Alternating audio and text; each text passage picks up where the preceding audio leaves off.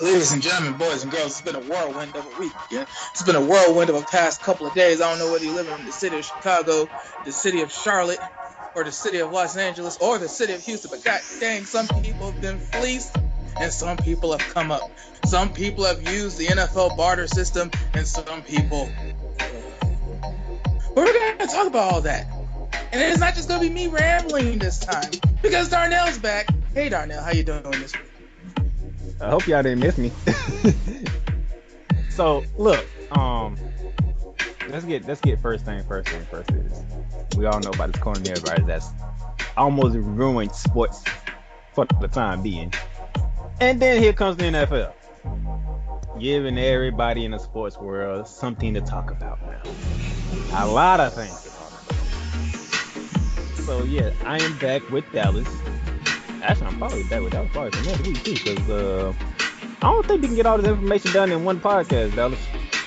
Well, not just that. I mean, I'm pretty sure the NBA is going to extend their suspension after the news that came out. So, no basketball. So as of right now, the Bears back together, and Dallas, you have taken the lead on doing the off-season football stuff. So I leave it up to you. Where do we begin at? I want to say we should begin on the first day, but so much has happened. I mean, the first day in comparison to yesterday, the first day in comparison to today, I think we should start with the large Texan bull in the room because there are so many layers to that trade for that running back from Arizona. Darnell, what's your opinion about DeAndre Hopkins going to the Cardinals for a second-round pick and basically David Johnson? So I want to know what was the real reason for the trade. Some, like aka Michael Irvin, went on Get Up and said there was some problems between the Hopkins and Mr. O'Brien. Hopkins came out and said there was no problem. Another report says there was problem with his contract and what he wanted. All I want to know is, how did y'all figure David Johnson was equal to DeAndre Hopkins? See, here's the really weird thing. O'Brien has traded for Duke Johnson.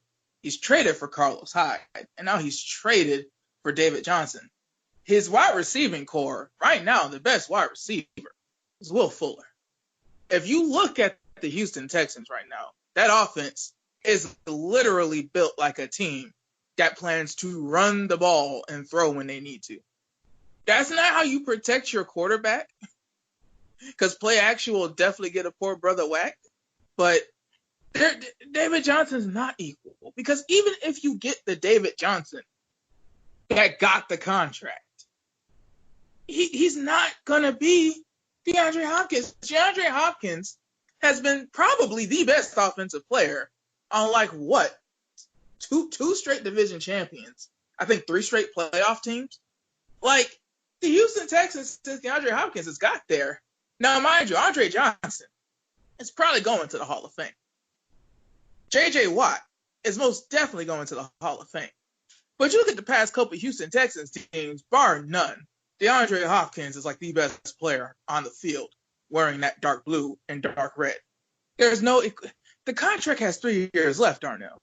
That's the crazy thing. Like, Hopkins going to the table after this new CBA, there's some things that we don't know yet. That's obvious, because the way that these trades have been happening, the way that free agency has been happening, the way that these owners and executives are clearly looking towards the draft and this cheap young labor, there's something we don't know. But dude, he has 3 years on his contract left.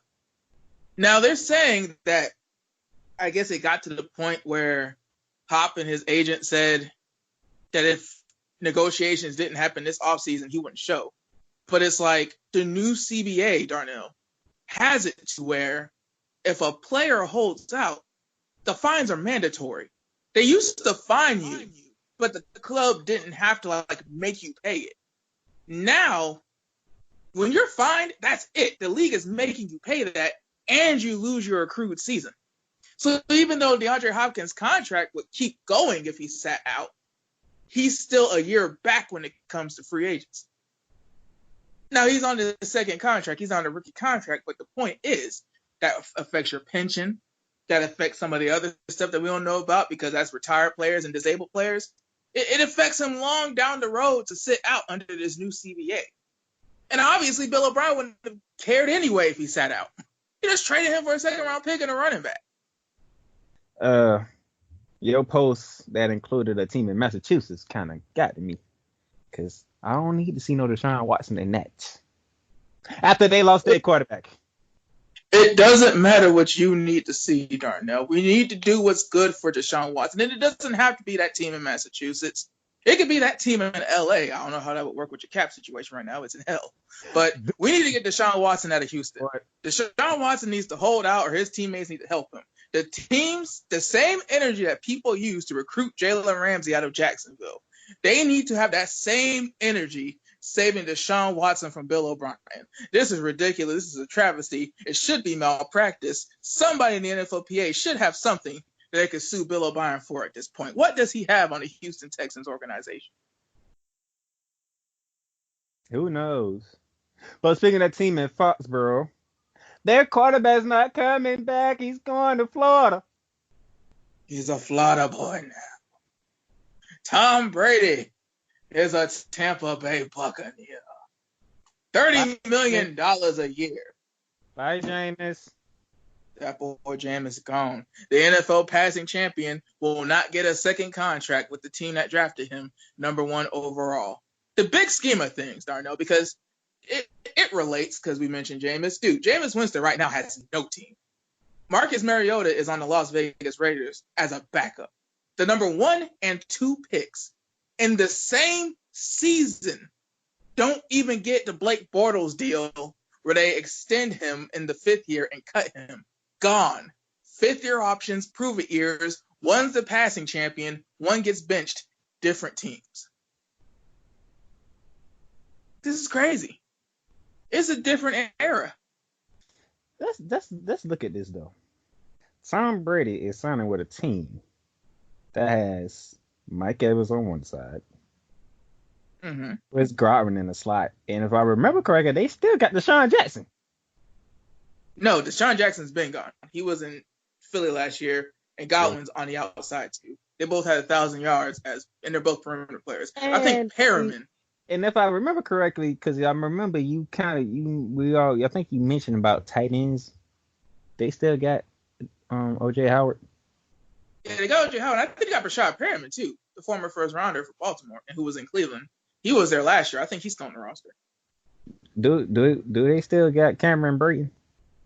I'm not sure. I don't think they do, though. Tom Brady's going to the offense that has weapons. With a vertical head coach. And Bruce Arians, the head coach. At this point, if you're the Tampa Bay Buccaneers, you're returning 2,000-yard receivers.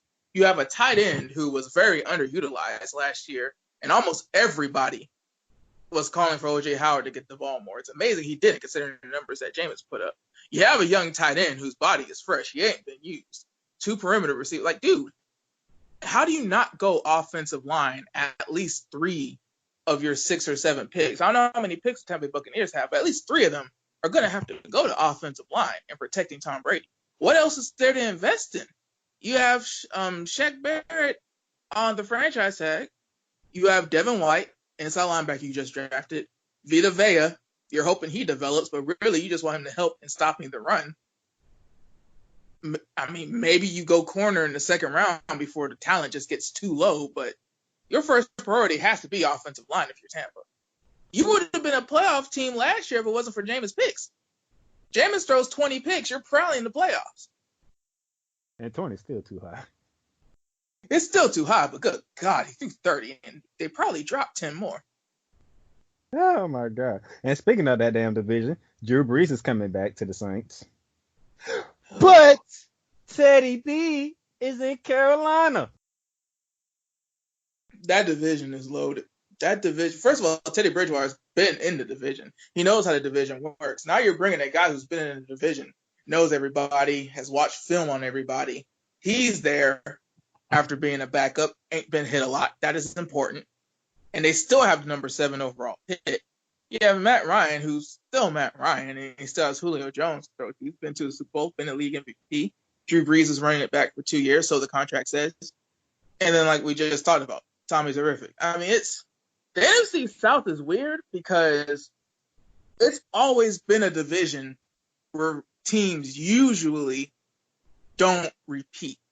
It's been different like the past few years, but in the beginning, after the realignment, teams in the NFC South didn't repeat like that. Now you're looking at a situation where it's like, on paper, if they protect Tom Brady, maybe Tampa could get out the cellar. Because are we sure? Watch it get out. NFL, hurry up. Give us our dates for these schedules. Because, in fact, it has been said, and I'm going to keep on saying it, the Buccaneers and the Patriots do play each other in this coming season. I need a date. As much as you hate to think about it, because, your franchise made bad decisions over the years, even though you made it to the Super Bowl, dude, Tom Brady's in a different conference.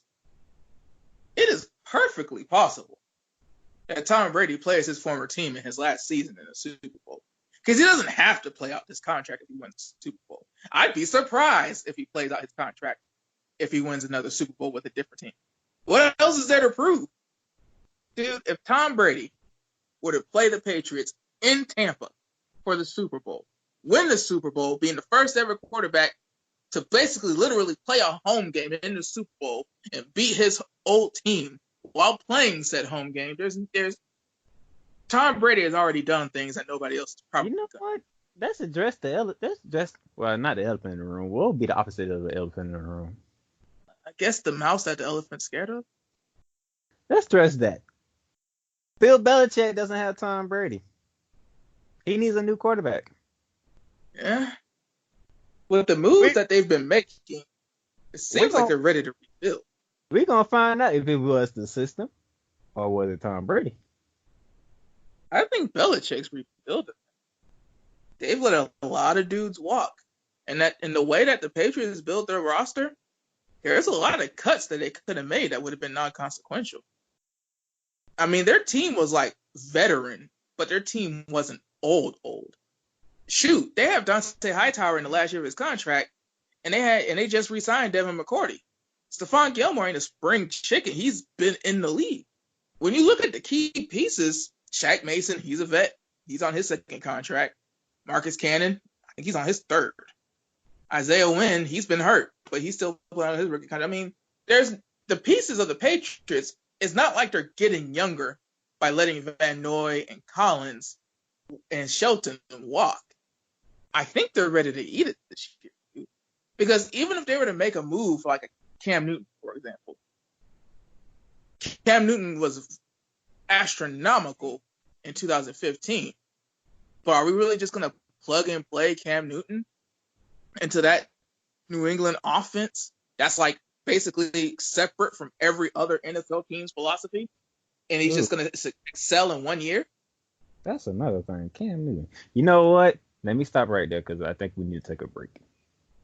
15 minutes already. It passed. So let's take a break. We'll come back because we still got a lot more to talk about.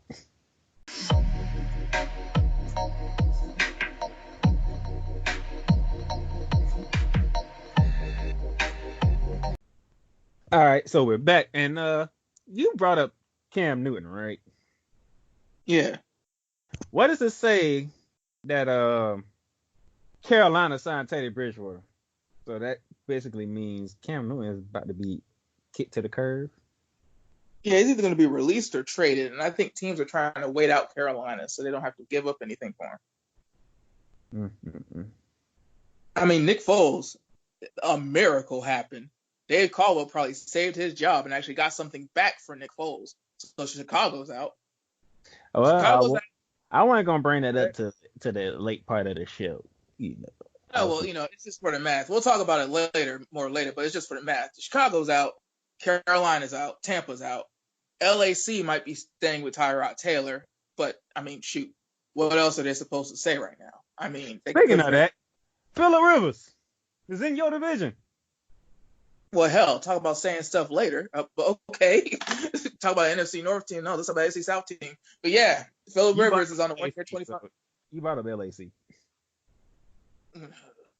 Well, 1 year, 25 mil. Jacoby Brissett's on the last year of a 230, so that means he's got $15 million. You got $40 million tied up in the cap room. New England might get Brian Hoyer if they can't make any moves before it's all said and done. But, I mean, there's a long way to go. It's the first couple of days in the league. Your officially started today. So Brian Hoyer is probably out of there, whether they got to cut him and eat the cap or not. But that's $40 million in the Colts QB room, Darnell. They have a good offensive line. They brought back Costanzo. He's got money now. Quentin Nelson's on his first contract. But, I mean, shoot, it's the same thing that I'm saying about Tampa. Okay, you got a QB. He needs people to throw to. That's one thing. Offensive line and wide receiver, they're letting Eric Ebron go. But, I mean, Phillip Rivers has always excelled in deep ball offenses. He's going to need somebody more than 5'9" T.Y. Hilton, who already takes double coverage. Yeah, T.Y. Hilton needs some help if they're going to do a deep ball offense. And shoot, I mean, we'll see. They say Phillip Rivers has bad arm strength. They say that his wonky throwing mechanics throw it off or whatever. But Frank Reich last year, that was a smash mouth offense. He's usually known to be more short passing West Coast. Correct me if I'm wrong, Darnell, but every time I've seen the Chargers play with a Phillip Rivers led team, they were throwing the deep to big receivers. So I'm not really sure how much that fit goes, because didn't he move his family to Florida? And now he's going to move like the whole clan, who actually it's illegal for them to be together right now, really, technically. But he's going to move that whole crew up to Indy for like 1 year? Well, yeah. Since we're going to keep on, let's go ahead to the receiver talk, because we already talked about DeAndre Hopkins. If I remember correctly, two things happening. I was going to get to that, but I wanted to get to this one. Amari Cooper got his contract before that. Yeah, the running back, the right tackle, and the receiver got their contract before that. Dude, the right tackle got paid before the quarterback. And Amari Cooper's contract is like super simple, by the way. It's like all in like even numbers and like very simple to like get through. He has the Michael Thomas deal, but he'll probably actually get all his money because it's broken up in like equal increments to where Jerry can just automatically do the math. Dude, it's crazy because I don't know if Amari Cooper is better than Michael Thomas, but the Cowboys are better when Amari Cooper is on the field.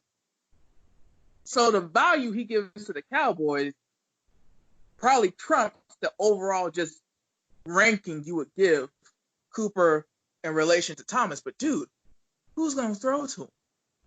Coop's there for 5 years. Zeke's there for another 4. I think Lyell's there for another 4 because I think he signed a 5-year deal when he got his money. Dude, who's going to be throwing to Coop next year, man? Dak is on the franchise tag. Dak Prescott has nothing to lose by holding out because I think right now there's a dispute between if he's going to get the 28 or the 31. With the new CBA, it bumped the franchise tag numbers down a bit because the salary cap was supposed to be 201. Now it's like 198. So that's the first thing. You know what we're gonna do? We're gonna do a special episode. We're gonna do a special episode on the CBA because that's a lot of stuff to get through in that damn agreement that they did.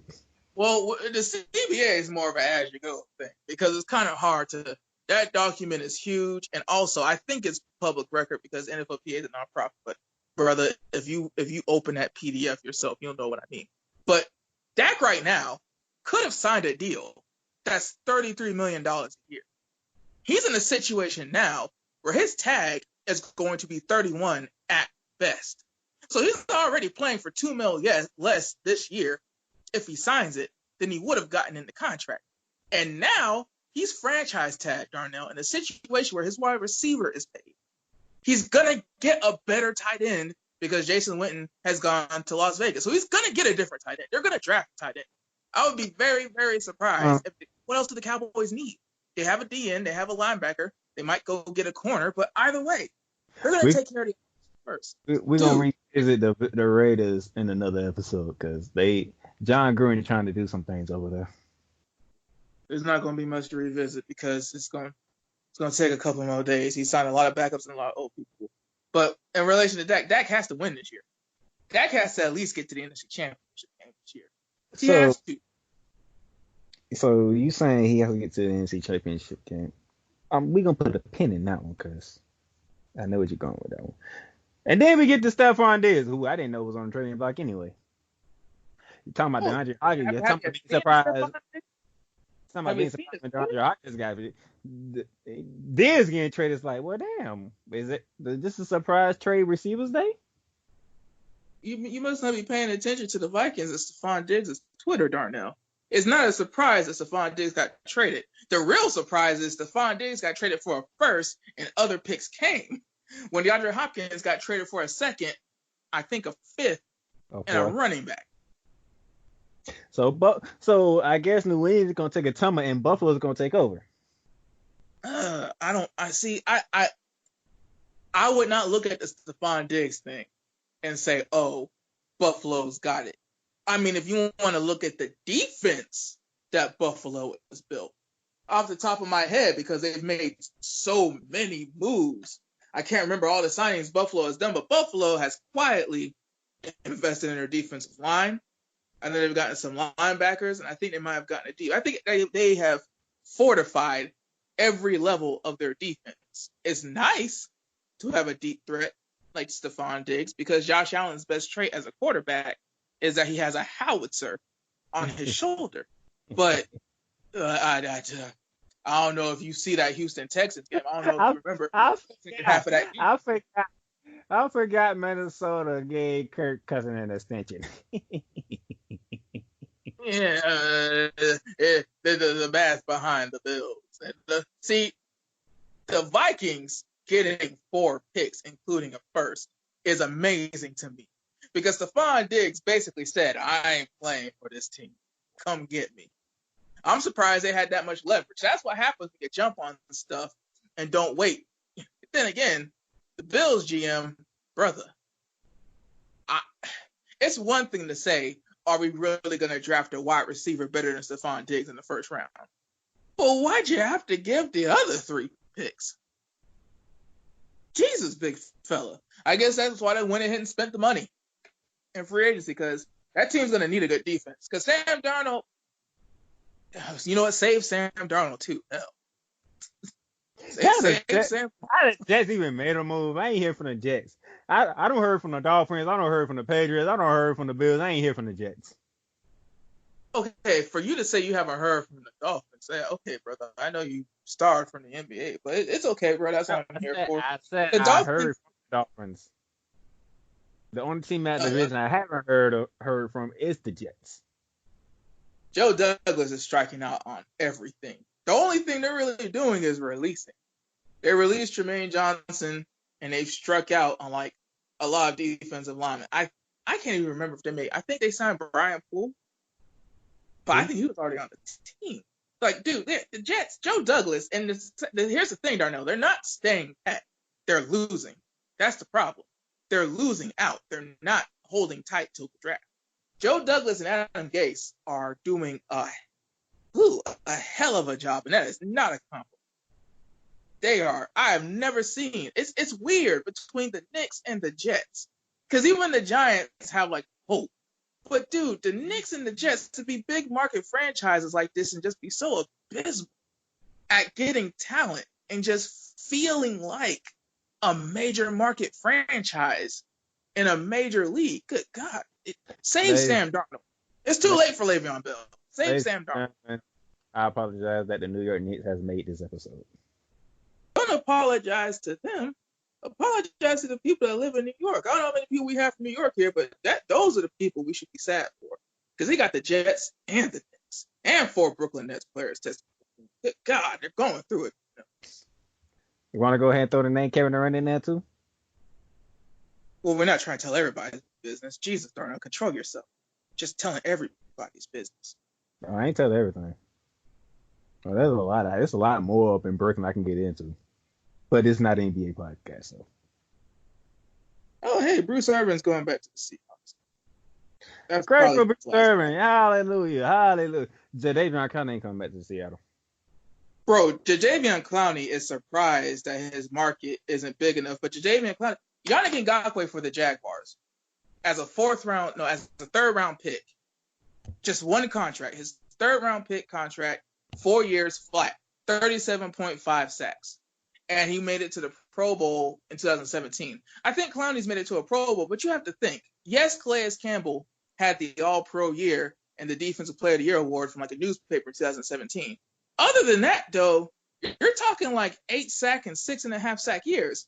Calais Campbell, since the 2017 season, has not been what J.J. Watt was when Jadeveon Clowney was a young pup in the league. Like, Yannick Ngakoue being this good is why he should get the money. Because he has so much upside, he could only get better. Jadeveon Clowney was a number 1 overall pick and had J.J. Watt in a 3-4 with his hand on the ground, taking double teams and triple teams. Clowney hasn't had a double-digit sack season. I don't know why he thinks that just because Frank Clark got some money, just because DeMarcus Lawrence got some money, that he gonna get some money. Hell, I was surprised when Trey Flowers got paid. But I'm seriously thinking to myself, like, damn, who would I have paid on the open market? Jadeveon or Trey? Because Seattle actually gave up capital to get Jadeveon Clowney. Not a first-round pick, which Bill O'Brien seems to be bad at maintaining and getting, but it's humbling, NFL free agency. It's a humbling league, Darnell. Humbling league. Chris Harris, he's a Charger. He's staying in division. That's wild that the Broncos didn't try to get any capital for Chris Harris. It's a 2 for $20.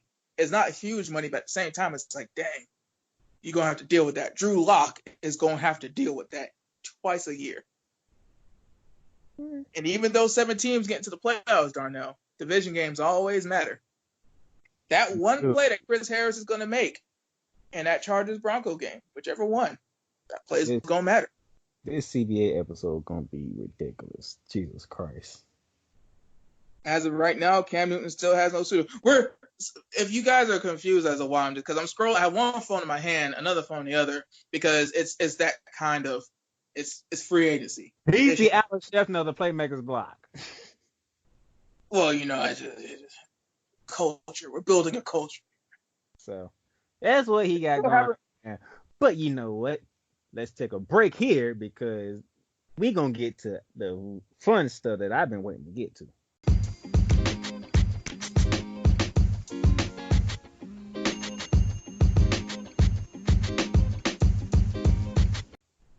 Dallas, we got about 30 minutes to go. Oh, good God. Really? Oh, we're doing great. So do you want to go first or you want me to go first? Oh, you have at it. Good, sir. I've been at this for a month. You give me a break.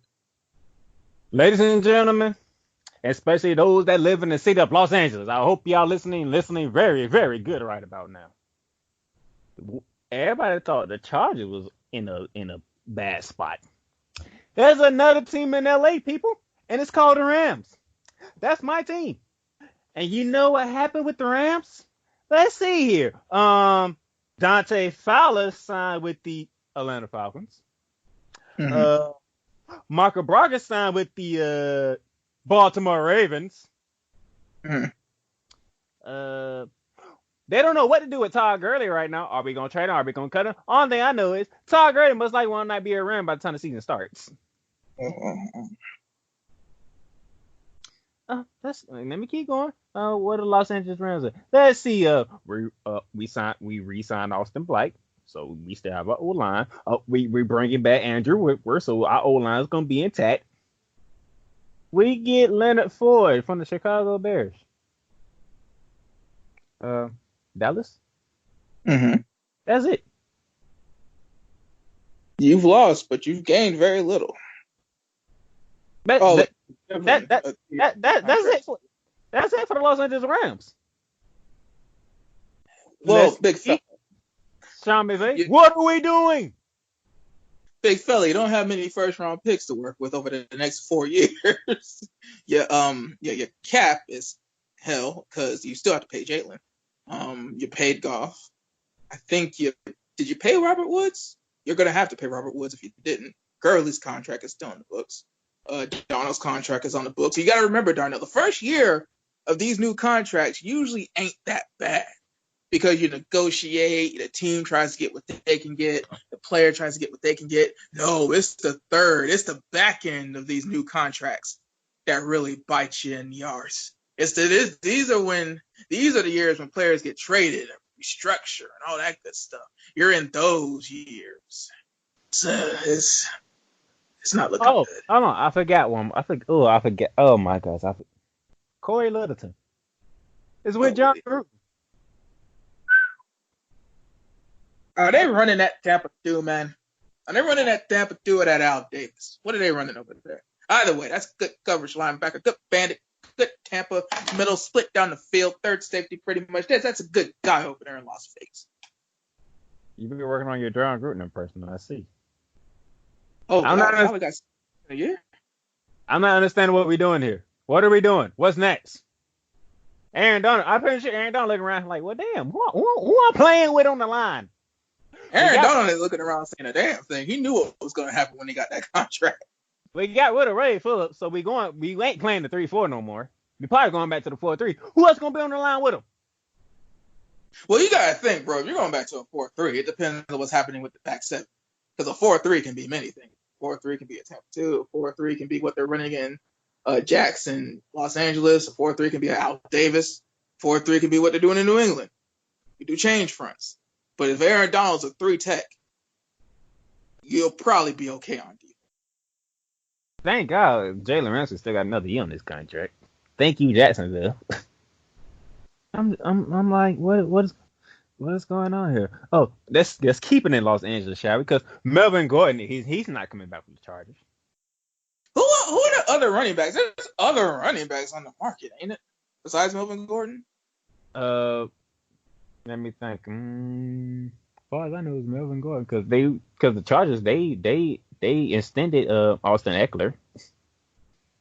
Bro, I've been trying to tell Chargers fans that I know, they tried to say that Melvin Gordon, like I didn't watch Chargers games, and Melvin Gordon was this huge part of the offense, and he has value. Brother, Austin Eckler, his contract for over 4 years, it's $24.2 million or something like that. Over 4 years, that man is getting $24.2 million. Dak Prescott's franchise tag, no matter how bad it is going to out earn that entire contract. And what Melvin Gordon could have got 10 years, Darnell. No, I mean 10 mil a year. He could have got 10 mil a year, but decided to hold out and ask for more.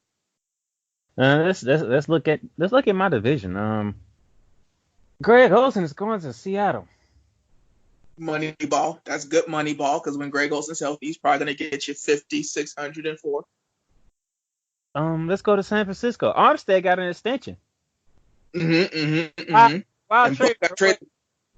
trading Ray Butner to the Colts for 13. We gonna say that when Dallas gets to the Jaguars. Well, no. We talked about Phillip Rivers. I ain't got nothing to do with me. So.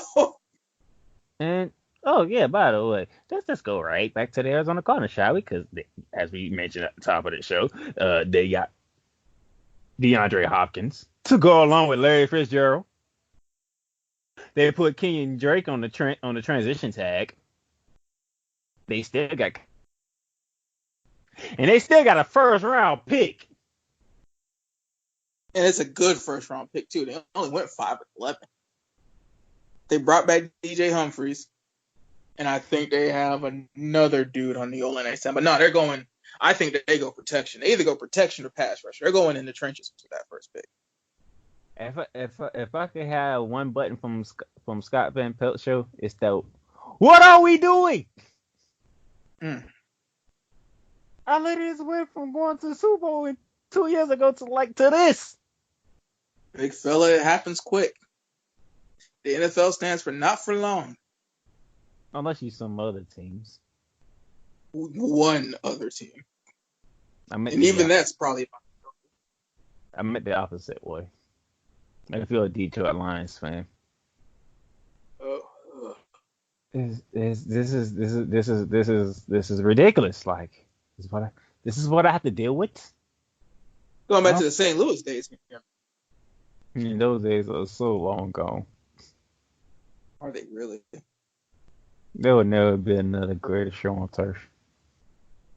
Oh, that's what you not be able to find another Eric Dickerson though for the LA day.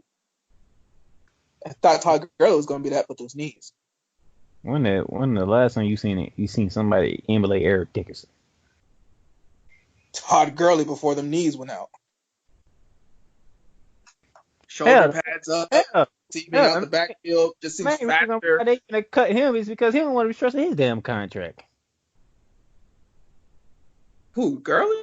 Yes. You don't listen to me at all. You just refuse to listen. They are not cutting Gurley because he wants to restructure his contract.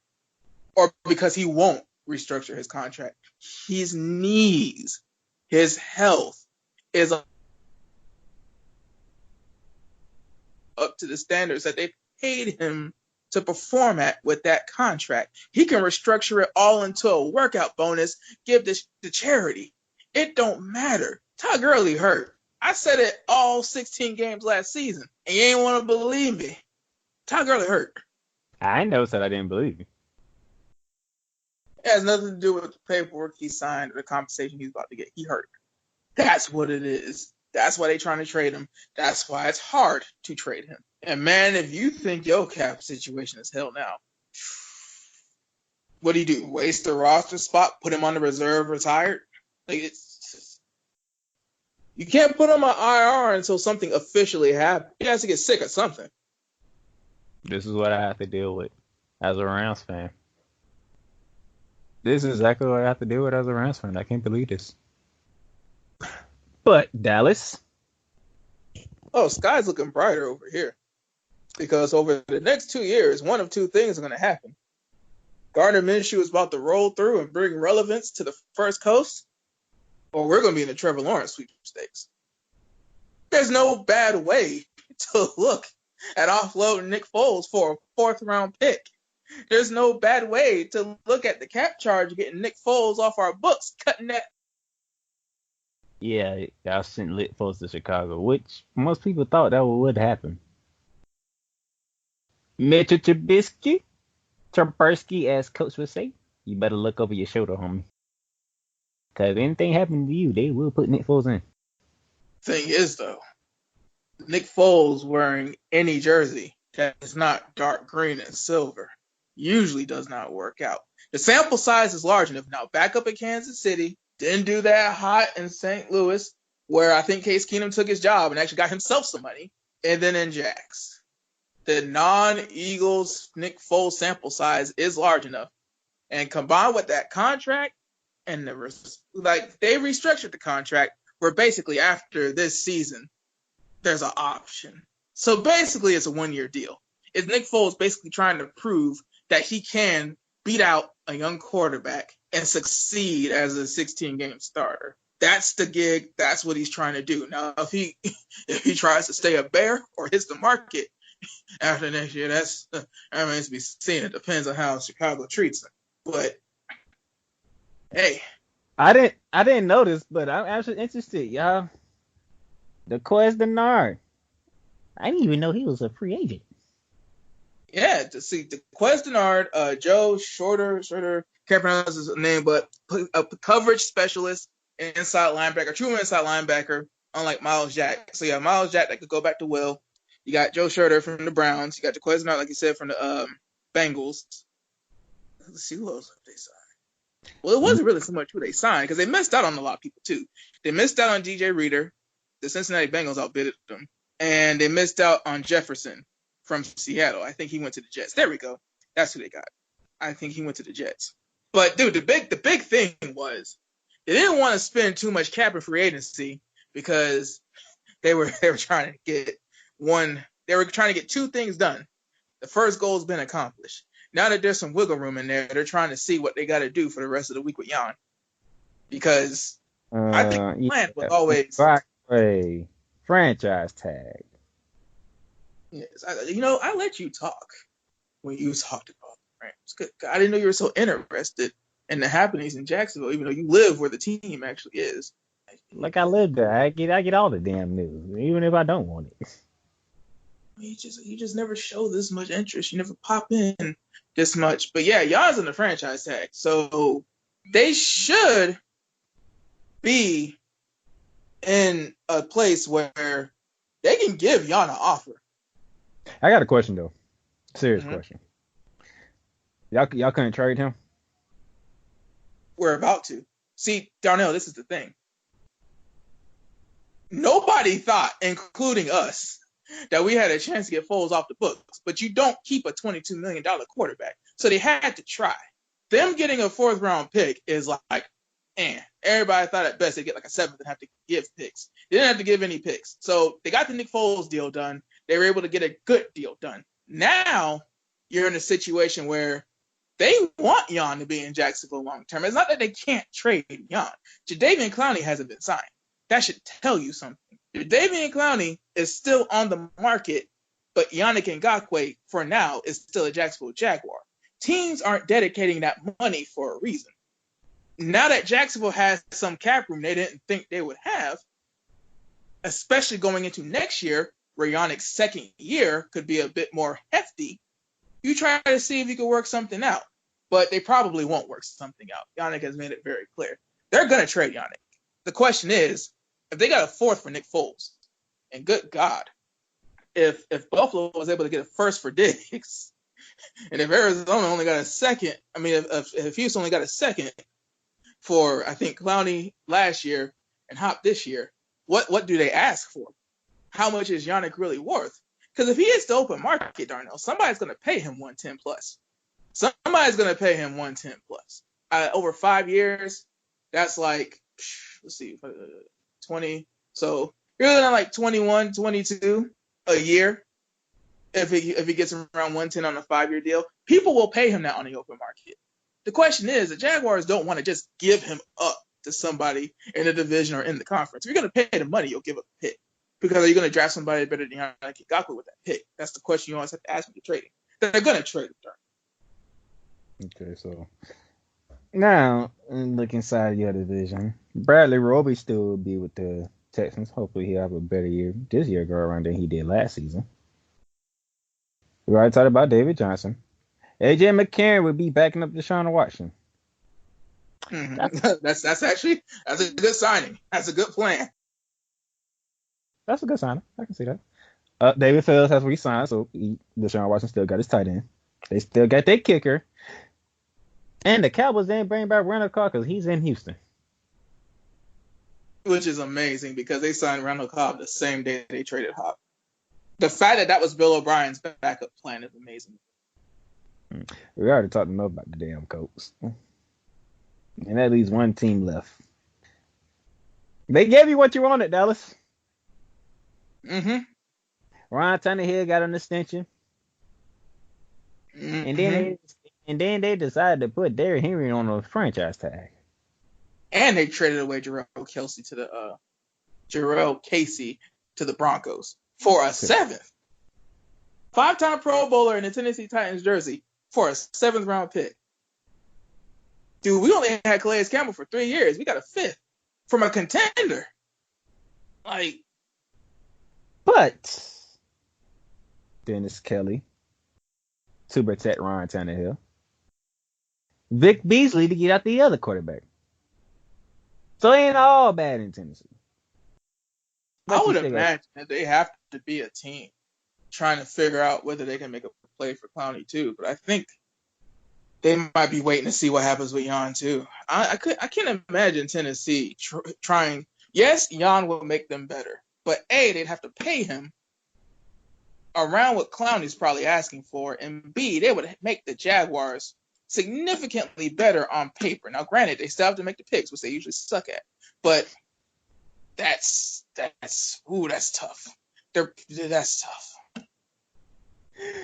Do you want to apply for the GM job for Jacksonville? Well, I want to apply the GM job for Houston. I think I do better than Bill O'Brien. Man, hey, he still won back-to-back division titles, so. And what does he have to show for it? He traded away the wide. Mind you, I have to express this as passionately. 3 years are left on his current contract. Who cares what Arizona pays DeAndre Hopkins? When you talk about leverage, your head coach is the general manager. You have 3 years left on your contract. The CBA says that when you hold out, you lose a accrued season and fines are mandatory. Why did Bill O'Brien trade DeAndre Hopkins? Because he didn't have anybody to counsel him on how to be a GM and how GMs usually handle this. Somebody help the man. At this point, somebody help him. Or save Deshaun Watson. One of the two. So, I don't know. But, hey, let's shout out to the Pittsburgh Steelers. They got Derek Watt. They got a fullback. Well, they had Roosevelt next, who they just cut because they have Watt. But, hey, man, that's still an upgrade at fullback. I ain't even going to front. Nix is a real good fullback, and somebody will. TJ Watt, now they got Derek Watt. Oh, boy. Dude, the way that Bill O'Brien is just giving up stuff and trying to have martial law, whether the stuff that Michael Irvin reported is true or not, it's true, but whether that stuff is as much of a factor, because they'll never admit to it, but whether it's as much of a factor into the trade or not, J.J. Watt, he's usually been a company man. He's usually been a Houston man. He's usually been one to just put his ear to the dirt and just keep going. But at his age, they got lucky. They got lucky making the playoffs, winning the division, because they had some time to get him back. They could sit him. They knew the season was going to keep going. But, dude, JJ's been getting hurt. I know you're a dumb GM, Bill O'Brien. I'm not doubting your skill. But, bruh, you don't have to prove anything else. Riding through J.J. Watt's contract and paying him the money that he's due just because he fits your culture, that'd be pretty bad. You might as well give him to Pittsburgh. I mean, shoot, Pittsburgh's. How you think they'll do this season, Darnell? That pick might be pretty good. I was wondering when you was going to say J.J. Watt to Pittsburgh. I was waiting for that part. Pittsburgh, they might not be doing too hot because Big Ben, I mean, hey, I think Big Ben was stretching his contract, or I had reports like a lot of the players on that team were stretching their contract. Well, that's what Steelers do, man. The Steelers, they moved Ryan Shazier to the reserve retired list to keep him inside the organization. So, I mean, dude, that's what Steelers do. That's why the Steelers have only had 3 head coaches. Dude, the Steelers general manager works on year-by-year deals. He still likes football, which is why he's there. The moment he's not a Steeler is the moment he probably retires. That organization is just different. They've won a bunch of rings. And granted, they won them in different eras, but I mean, there's 2 organizations. There's the Patriots and the Steelers, and everybody else is just trying to catch up. Oh man, and the funny thing is we didn't even get to everything. It's so much to get to, and we can't even get to it. This is how amazing this stuff is. I'm just going through this list and just looking wow. I would. Cleveland, good or bad? Cleveland, as far as their moves, mm-hmm. They got better. The problem now is the Dak situation is also now the Cleveland situation. If you're Baker Mayfield and you have a different head coach, the front office is going to be even more involved in making sure that it doesn't become an issue like it was last year. You have Odell Beckham Jr., at least for now. You have Jarvis Landry. You have Austin Hooper. You still got Njoku. You got Kareem Hunt. You got Chubb. You got Case Keenum as a backup too. Yeah, so you got a mentor to help you get better, and you still have Patino at guard. The draft will help you get better protection, but when that protection comes, there is nobody else to blame but Baker Mayfield. It doesn't matter if the Cleveland Browns have the 32nd ranked defense in every major category. That offense is built to win shootouts. That offense is built to get ahead early and never lose a lead. If they don't succeed, it's going to be because Baker Mayfield couldn't get it done. And I think, you think Baker Mayfield's entering his 3rd season? He's got all the cars in the garage that he could ever want. He's in Cleveland, so he's already one of the best quarterbacks of all time for that franchise. Bernie Kosar is probably the only one ahead of him. I mean, That's bad if you're Cleveland and you give all these weapons to Baker, and there's still some kind of excuse or some reason why you're not in the playoffs or in the hunt for the division. They beat the brakes off of Baltimore in one of the division games last year. It's possible. It's feasible. But dude. And what did Baltimore? How did Baltimore respond on that one? We're gonna go ahead and trade for Calais Campbell. Oh, we're gonna sign Michael Brockers. That defensive line got heavy. That defensive line got powerful. I mean, it's weird because the Chiefs, they can run. They ran in the Super Bowl very well. You need a running game to help open up the back end vertical offenses, even though Patrick Mahomes can just do it on his own. But, I mean, big offensive line. The Ravens said, y'all would not be running on us like that ever again.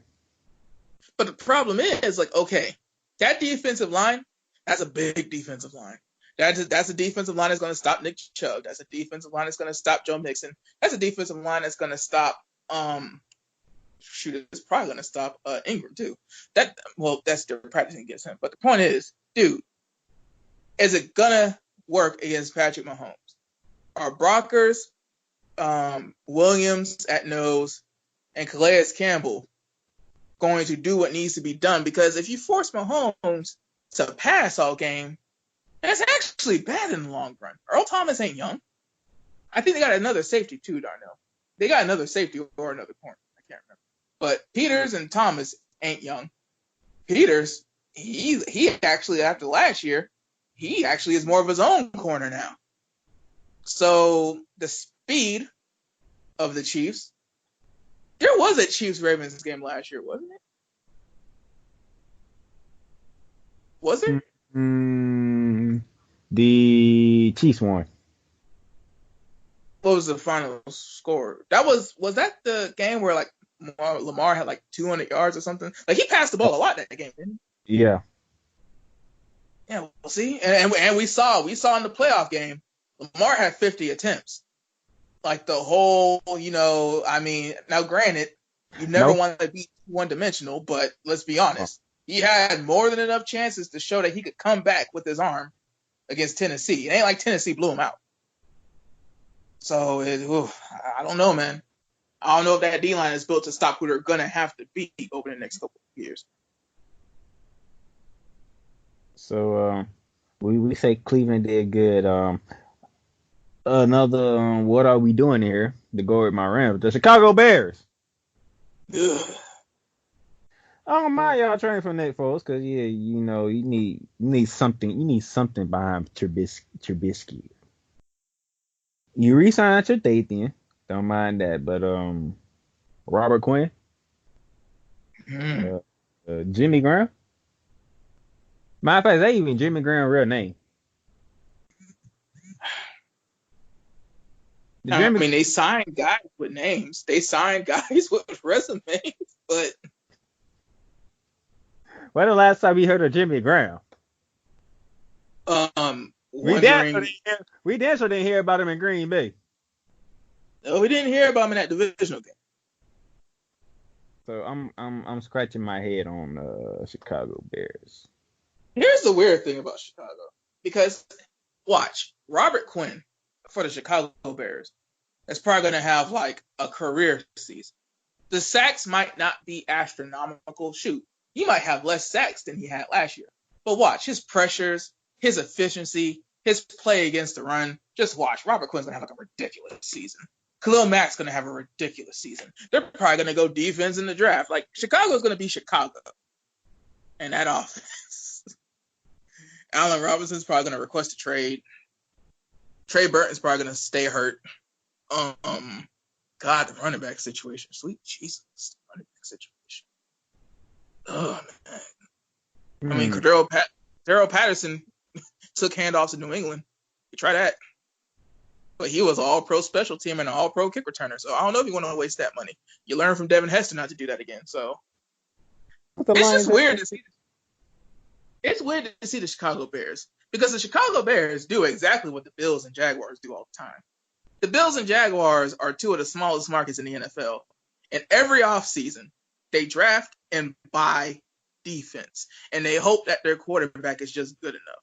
when you look at the history of Bears quarterbacks and Bears offenses, bruh, like if they weren't in Chicago, Illinois, if they weren't in a major market like a famous city, probably because of the American mob, but dude, it's amazing that we look at the Chicago Bears every year. We look at Rex Grossman, we look at Mitch Trubisky, now we're looking at Nick Foles. Used to look at Jim McMahon. I mean, and then the 90s and after 86, they said Ron Rivera played linebacker. Mike Singletary, he was there through some shop in college. The Chicago Bears run themselves like a small market franchise that can't get free agents. Like they're not like one of the most famous and storied franchises in the NFL. Yet every season, everybody's surprised when Chicago sucks. Now you got poor Louis Riddick. Poor Louis Riddick said he's going to bet on Nick Foles because Nick Foles is betting on himself.